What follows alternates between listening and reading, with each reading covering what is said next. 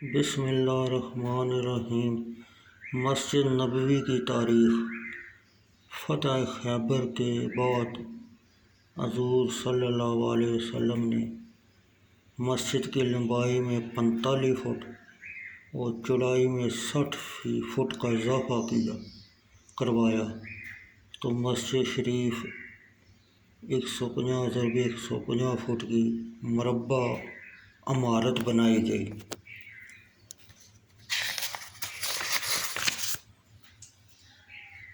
حضرت ابوبکر صدیق رضی اللہ تعالیٰ عنہ کے دور خلافت میں اس مبارک مسجد میں کوئی تغیر و تبدل نہ ہوا۔ حضرت عمر رضی اللہ تعالیٰ عنہ نے 17 ہجری میں مسجد کی لمبائی 210 فٹ اور چوڑائی 180 فٹ اور 6 دروازے تعمیر کروائے، 2 قبلہ کی دائیں طرف، 2 بائیں طرف اور 2 پیچھے کی طرف۔ موجود باب الاسلام اور باب النساء اسی دور فاروقی کی یادگار ہے، البتہ مسجد کی سادگی جوں کی توں رکھی گئی۔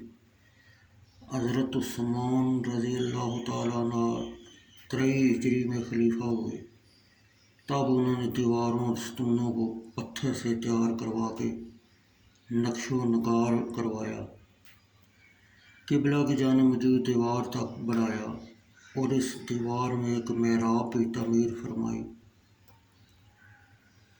جو آج بھی محراب عثمان رضی اللہ تعالیٰ عنہ کے نام سے مشہور ہے۔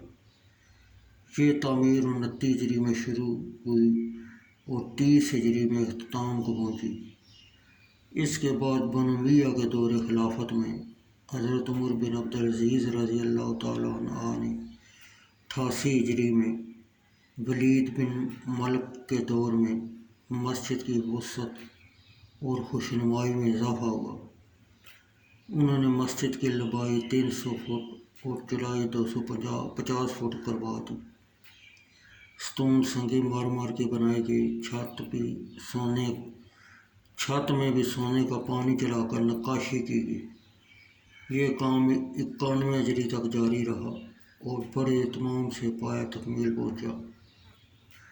اس کے بعد خلفائے عباسیہ نے بھی اس مسجد کی وسعت میں کچھ حصہ لیا اور مسجد کا صحن بہت وسیع کروا دیا۔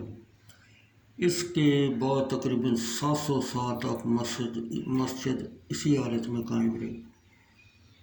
مہدی عباسیہ نے یہ توسیع 161 میں کی۔